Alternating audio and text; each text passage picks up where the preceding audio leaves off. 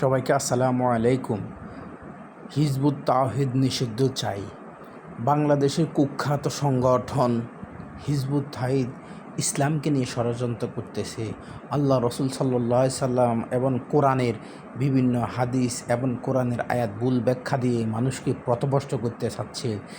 এই প্রতিবাদে নোয়াখালী জেলা স্কুল মাঠে হেফাজতে ইসলাম বাংলাদেশের নেতৃত্বে তৌহিদের জনতা, ফেনী, লক্ষ্মীপুর সহ বাংলাদেশের বিভিন্ন জেলা থেকে এখানে আগমন হয়।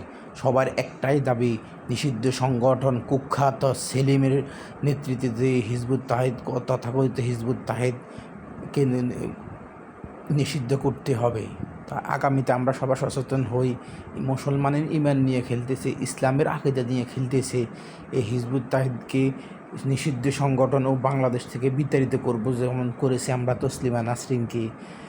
তাই বাংলাদেশের তেতুলিয়া পবিত্র মাতৃভূমি, এই ভূমিতে কোনো আলেম বিদ্বেষী, ইসলাম বিদ্বেষী ষড়যন্ত্র চলবে না। পশ্চিমাদের ইহুদিদের টাকা খেয়ে ছেলেমেয়েগুলো করতেছে।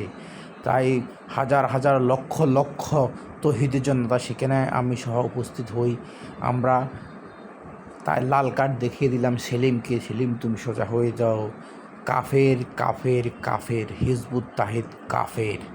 আপনারা সবাই এর বিরুদ্ধে সচেতন হন, কেন কিয়ামতের আগে এরকম অনেক সংগঠন আসবে, আমাদের ঈমান ও আকীদা নিয়ে খেলা করবে, মুসলমানদেরকে পথভ্রষ্ট করবে, এসব পথভ্রষ্ট করবে। তাই আপনারা সবাই এর বিরুদ্ধে কঠিন অবস্থা গ্রহণ করুন। আমি সরকারকে উদাত্ত আহ্বান করবে, একে নিষিদ্ধ করা হোক।